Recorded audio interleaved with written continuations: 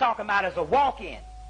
And they do it at night. And I know exactly what she's talking about. Another thing, too, as far as the TV waves is when I was up in New York, they said that the TV waves not only was all these waves bombarding you, but the TV waves was what's making a lot of men impotent.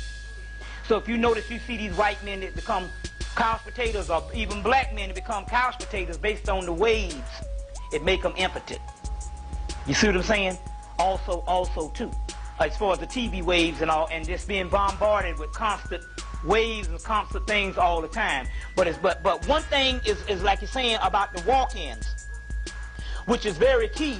And yes, and naturally, I know we under surveillance. Like I said too, hell, the government installed a telephone in my house last year, and we ran it up a couple $1,000s before they cut it off until we stopped talking. I said I'm just tired of giving it up. But we know that it was under surveillance in the whole 9 yards the whole time. So, we do know this, and we do know this and stuff.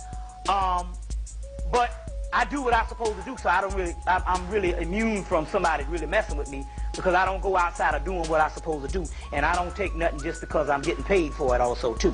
It's just like a certain amount of universities they didn't want me to go to, and these universities are going, shoot, I know I get at least $5,000, $6,000, $10,000 just for speaking one engagement, but I couldn't go for the simple fact the spirits, they don't go there. So not being greedy, I just didn't go. You know what I'm saying? Because you see, one thing about the white universities is they have a doggone an allotment that they give the SGA.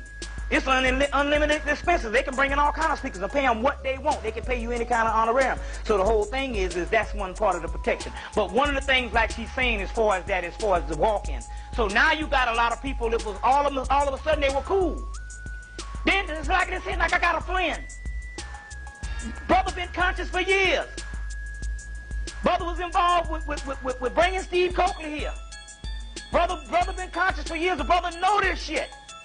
The brother done studied comparative religion. He know about the esoteric form of religion, and he know that the stuff in there is a form of control.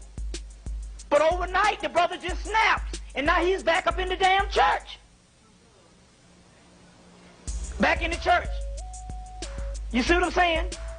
In the AME church and all this kind of thing here. And I know it's got to be a walk-in, and we know that Atlanta was hit very hard with this thing. Very hard, where people actually snap overnight. And now you got a new human being right in your bed. You don't know what the hell is going on. And a lot of times they will walk into the weaker person. So you might have a person, like I was saying about a person being in consciousness. Well, you could be in consciousness, and your mate might not be into it, but to get to you, they'll go and walk into your mate. And your mate start giving you all kind of damn trouble. You don't know what the hell going on. It's because they got to your mate to get to you. And then the next thing you know, you got all these marital problems and problems with this and stuff, and next thing you know, you ain't got time for that shit no more. You see what I'm saying? So these are some things, and like she was saying, these are some things that actually does happen.